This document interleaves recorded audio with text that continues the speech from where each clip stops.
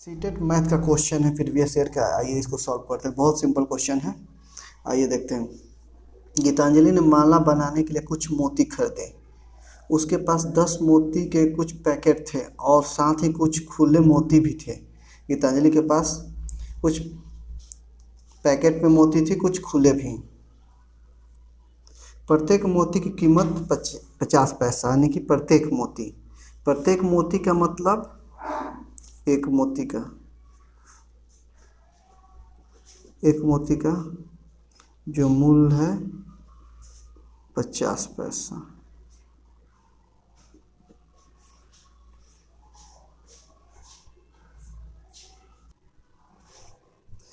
एक मोती का मूल्य दे दिया 50 पैसा।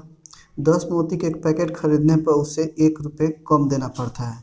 यदि वो 10 मोतियों की एक पैकेट खरीदती है, यानी कि एक पैकेट में 10 मोती है, एक पैकेट में 10 मोती है। यदि वो पैकेट खरीदती है 10 मोती की तो उसे 1 रुपये कम देना पड़ता है, यानी कि उसे एक पैकेट पर 1 रुपये कम देना पड़ता है। कितना? 1 रुपये कम देना पड़ता है। वो मोती इस प्रकार खरीदती है कि कुल मोतियों की संख्या 2 अंक की सबसे बड़ी सम संख्या है। उसने कितनी मोती खरीदी? वो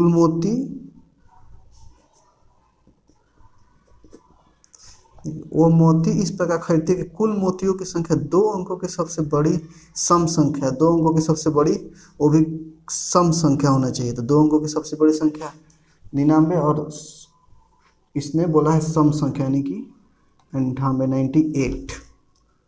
उसने कितने मोती खरीदे? 98। यदि वो ज़्यादा से ज़्यादा छूट लेती है तो उसने दुकानदार को कितने रुपए दिए? दुकानदार को कितना पैसा दी यदि वो ज़्यादा ज़्यादा छूट लेती है तो?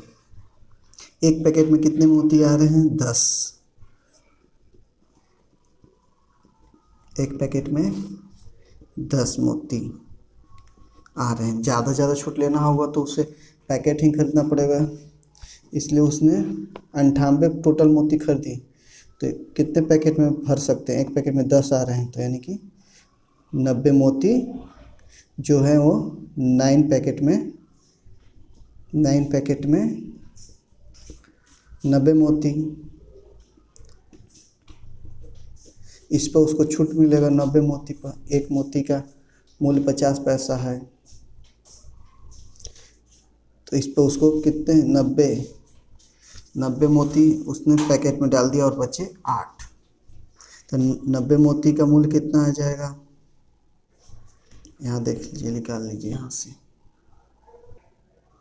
9 पैकेट पे 90 मोती आ जाएंगे, तो एक मोती का मूल्य 50 पैसा है। तो एक पैकेट का कितना पैसा हो गया? एक पैकेट में कितने मोती आएंगे? 10। तो 10 मोती का मूल्य 500 पैसा।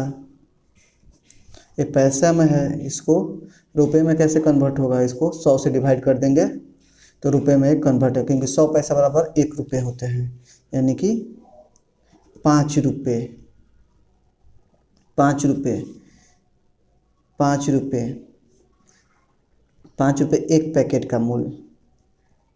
उसको एक पैकेट का मूल्य 5 रुपये देना है, मगर उसको 1 रुपये छूट मिल रहा है। यदि पैकेट वो खरीदता है तो कितना देने पड़ेंगे? 4 रुपये छूट देने के बाद। एक पैकेट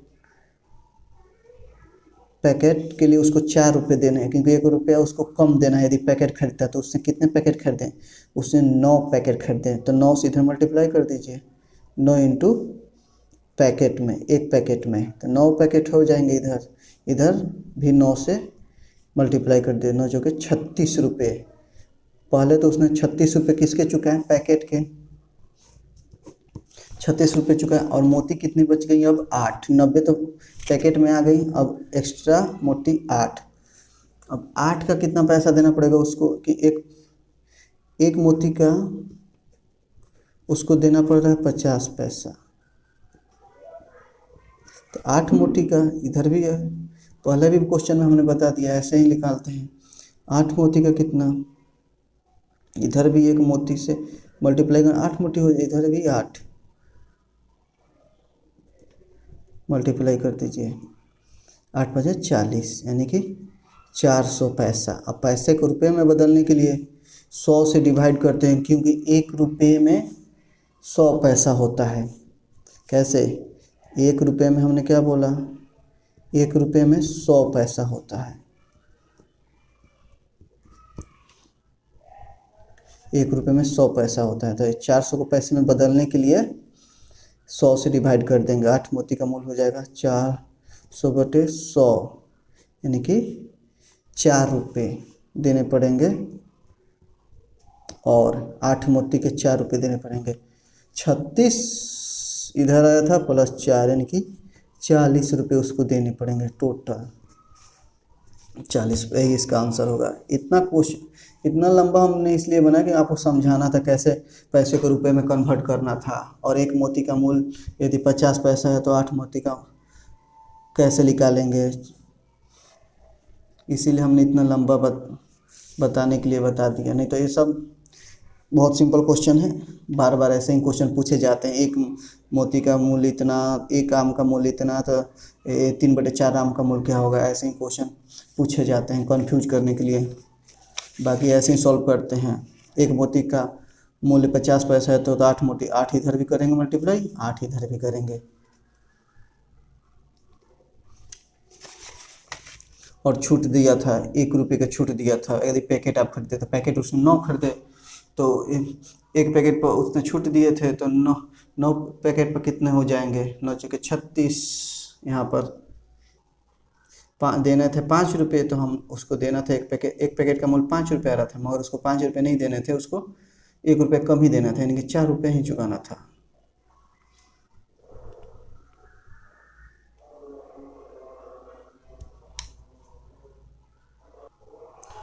इसका आंसर होगा डी, ऑप्शन डी में 40 आ रहे हैं, 40 रुपये। आइए अगला क्वेश्चन देखते हैं। बहुत सिंपल क्वेश्चन है, मगर सब लोग इसको गलत करके आते हैं, बार बार पूछे जाते हैं। जब किसी संख्या को 0 से विभाजित किया जाता है तो परिणाम मिलता है। कह रहा है जब किसी संख्या को, कोई भी संख्या हो, 2 हो, 1 हो, 3 हो, यदि आप इसको 0 से डिवाइड करते हैं, विभाजित किया जाता है, तो क्या मिलेगा आपको। ऑप्शन देखिए, ये सारे के सारे ऑप्शन गलत हैं। ये देखिए इसका ऑप्शन क्या आएगा, यदि किसी संख्या को यदि आप 0 से डिवाइड करते हैं, नो कोई भी संख्या हो, 2 से 0 से यदि आप डिवाइड करते हैं, इन्फिनाइट आता है। इन्फिनाइट याद रखना है, इसलिए इसका ऑप्शन डी होगा। कहता है ज्ञात नहीं किया जाए, इन्फिनाइट ज्ञात नहीं किया जाता, इसीलिए संख्या आएगी। यदि 2 आएगी, नहीं, ये भी नहीं।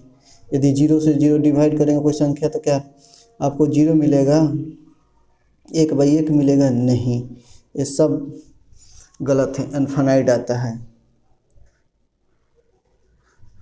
यदि पूछे कि किसी संख्या से इन्फिनाइट को यदि करेंगे तो क्या मिलेगा, जैसे किसी संख्या में इन्फिनाइट से यदि डिवाइड करते हैं तो क्या मिलेगा, तो 0 मिलेगा। ऐसे भी पूछ सकता है, उसने इस बार ये पूछा है, अगली बार हो सके ये पूछ ले, किसी संख्या से इन्फिनाइट से अगर अनंत से यदि डिवाइड किया जाता है, इन्फिनाइट का मतलब अनंत होता है, तो क्या मिलेगा, इन्फिनाइट वही ज्ञात नहीं की, तो ये 0 आएगा। ये भी पूछ सकता है अगली बार हो सके तो, इसलिए इसका आंसर डी होगा। ये अगला क्वेश्चन प्रीवियस ईयर का ही, इसको सॉल्व करते हैं। अंक 0, 1, 4 और 7 को बिना दोहराए यदि एक संख्या एक साथ प्रयोग किया जाए तो उससे बनने वाली 4 अंकों की सबसे बड़ी संख्या है। ये इस संख्या से 4 अंकों की सबसे बड़ी संख्या बनाना है बिना दोहराए, और सबसे छोटी संख्या का अंतर ज्ञात करना है। सबसे बड़ी इस अंक से बनाना है 4 अंक की, और सबसे छोटी संख्या बनाना है 4 अंक की, और बिना दोहराए, तो उसका अंतर क्या होगा। क्या क्या दिया है देखिए, क्वेश्चन नंबर 4 था 0, 1, 4 और 7 दी थी। सबसे बड़ी संख्या क्या, सबसे बड़ी संख्या बनाने के लिए सबसे बड़ा अंक पहले लिखेंगे, उसके बाद फिर देखेंगे दोहराना नहीं है तो फिर बड़ा कौन सा है, फिर देखेंगे बड़ा कौन सा है, एक जीरो से बड़ा है, ये सबसे बड़ी संख्या, इससे बड़ा नहीं हो सकता। यदि 4 आप इधर रखते हैं तो 140 हो जाएगा, ये छोटा हो जाएगा 400, इसे सबसे बड़ा संख्या एक ये हो गया। सबसे छोटी संख्या क्या होगा? सबसे छोटी संख्या बनाने के लिए छोटा अंक पहले रखना पड़ेगा, छोटा अंक पहले रखना पड़ेगा इसमें। तो आप जीरो आगे नहीं रख सकते हैं, ऐसे नहीं करते हैं। 0 1 4 7 1 नहीं रख सकते हैं, 4 अंक के नहीं हो जाएगा, इसको 4 अंक की संख्या नहीं मानते हैं। 4 अंक की संख्या बनाने के लिए हमको 1 0 4 और 7 रखना पड़ेगा। छोटी संख्या है, सबसे छोटा अंक रखते जाना। इसको अंतर पूछे से इसको घटा लीजिए। 10 में से 7 3, फिर 10 में से 4 6, फिर 3, फिर 6। इसका आंसर हो जाएगा ए आंसर।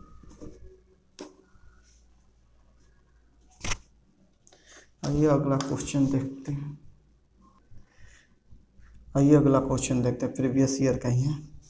कहते निम्नलिखित भिन्न में से सबसे बड़े सबसे छोटे भिन्न का अंतर निकालें। सबसे बड़ा सबसे छोटा, तो ऐसे क्वेश्चन को सॉल्व करने के लिए एक अंक तक ही डिवाइड करके देख लेते हैं। यदि आप ऐसे भी कर सकते हैं, यदि आप जानते हैं कि पॉइंट रखना पड़ेगा, पॉइंट रखेंगे तो 30 आएगा, 100 चौके 28 यानी कि 0.4 आ रहा है। ए 0.5 आता है, ए पॉइंट ये 2 बार में जाएगा 0.2 आएगा। ऐसे करते हैं, देखिए 4 3 3, इसको पॉइंट कितने बार में जाएगा, 7 चौके 28 यानी कि 7 आ रहा है। अगला देखते हैं, ये तो 2 से 1 से डिवाइड कर 0.5 बार में 10 कट जाएगा पूरा का पूरा। एक ये आ गया। 1/4 को देखते हैं, 1/4 को पॉइंट ये 2 आएगा 8, 2 फिर 2 5 10, ये आ गया। 3 को 2 से करेंगे तो पॉइंट, फिर 3 6 18, फिर 2 बचेगा, फिर 3 6 18, फिर 2 1.6666 आएगा। सबसे बड़ा सबसे छोटा भिन्न का अंतर निकालना है। 3/2 का हो गया, अब 3/5 का, फिर पॉइंट 5 6 30, सबसे छोटा और सबसे बड़े का, और 6/5, 7 6 42 और 6 48, यही हो सकता है सबसे बड़े भिन्न का। 8 6 48, 8 ये सबसे अधिक है, देखिए 0.8 आ रहा है। और सबसे छोटा 0.2, देखिए सबसे छोटा कौन सा आ रहा है, ए 0.2 आ रहा है, 0.7 आ रहा है, 0.5 0.6 0.6 इसमें भी। तो सबसे बड़ा सबसे छोटा, सबसे बड़ा तो 8 वाला मिल गया, यानी कि 5/6, सबसे छोटा 1/4। इसका एलसीएम 24, 4 4 5 20 माइनस 6 बार में जाएगा। 20 6 14 बटे में 24, 7 दूना के 12 दूना, यानी कि इसका आंसर डी होगा।